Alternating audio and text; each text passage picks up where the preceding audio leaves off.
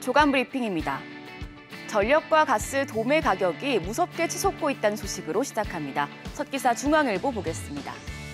지난달 원유와 석탄, 가스, 이 3대 에너지원 수입액이 185억 2천만 달러로 지난해 8월보다 91.8% 뛰었습니다. 한국가스공사의 도매 가격인 열량 단가와 한전이 각 발전사에서 전력을 사용할 때 적용되는 개통 한계 가격은 올해 최고치를 기록한 상황입니다. 올 상반기 한전은 14조 3,033억 원의 영업 손실을, 가스공사도 5조 원이 넘는 미수금이 발생했는데요. 국제 에너지 가격 고공행진 속에 한전과 가스공사의 손실은 더 커질 가능성이 큽니다. 요금 인상을 눌러온 데에 한계가 왔다는 목소리가 나오지만 물가를 잡아야 하는 정부는 추가 인상 고민에 빠졌습니다. 다음 기사 조선일보 보겠습니다. 가격 하락과 수출 감소 그리고 재고 증가, 최근 반도체 산업의 다운 사이클이 본격화하고 있음을 알리는 지표들이 한꺼번에 쏟아지고 있죠. 이런 가운데 전문가 10명 중 7명 이상이 한국 수출의 20%를 차지하는 경제 버팀목, 반도체 산업이 위기에 처했다고 분석했습니다. 대한상공회의소 조사에 따르면 반도체 전문가 30명 중 17명, 56.7%가 현재 국내 반도체 산업이 위기 상황 초입에 있다고 했고, 위기 상황 한복판이란 답변도 20%나 됐습니다.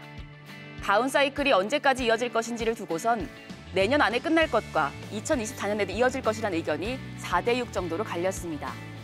이번 다운 사이클이 내년 초에는 빠르게 개선될 것이라는 의견도 있었는데요. 10년 만에 출시되는 차세대 DDR5, D램과 CPU가 본격 확산하면 내년 초 서버를 중심으로 급격한 교체 수요가 일면서 반도체 업황이 반등할 것이란 분석입니다.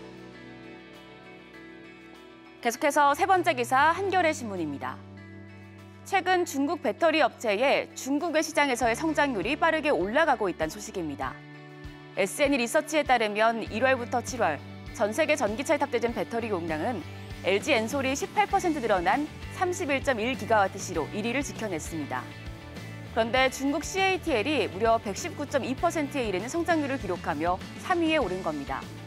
중국 시장까지 포함하면 CATL이 시장 점유율 1위를 차지했는데요. 미중 갈등이 계속되면서 북미 시장 진출에 어려움을 겪은 중국 업체들이 유럽 시장을 전국 공략하면서 점유율을 높이고 있습니다. 유럽 시장에서 한중 배터리의 본격 승부가 펼쳐질 것으로 전망되고 있습니다. 카카오가 정보기술 기업의 새 먹거리로 부상하고 있는 5세대 이동통신 특화망 사업에 진출합니다.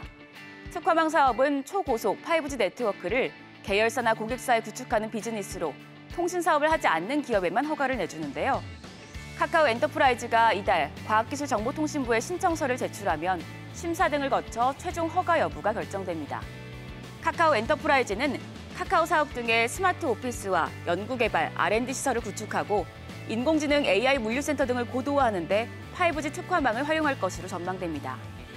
한편 카카오뿐만 아니라 삼성, SDS 등 다른 대기업들도 시장 진입을 준비하고 있어서 이 특화망 사업자 간 수주 경쟁이 치열해질 것이라는 관측이 나오고 있습니다. 오늘 마지막 기사는 동아일보입니다. 금융권에서 임금 피크제를 둘러싼 노노 및 노사 갈등이 이어지고 있습니다. 올해 5월 인피제 직원의 업무 강도 등이 줄지 않는 것을 위법하다는 대법원의 판결이 나온 뒤에 세대 갈등이 심화되는 모습인데요. 산업은행과 기업은행, 국민은행 등 인피제가 높은 은행들에서는 업무 강도가 줄지 않았다며 노사 간 소송이 진행 중이고요. 또 젊은 직원들은 인피제 선배들의 업무를 대신받는 경우가 있다며 불만을 표출하고 있습니다. 만약 노조의 요구대로 임금을 반환하거나 인피제를 폐지할 경우 전체 은행권에서 늘어나는 임금 비용은 1,755억 8,800만 원으로 추산되는데요. 인피제 갈등으로 은행들의 인건비 부담이 늘면 청년 신규 채용을 줄이는 역효과를 낼 수 있다는 우려도 나오고 있습니다. 지금까지 조간 브리핑이었습니다.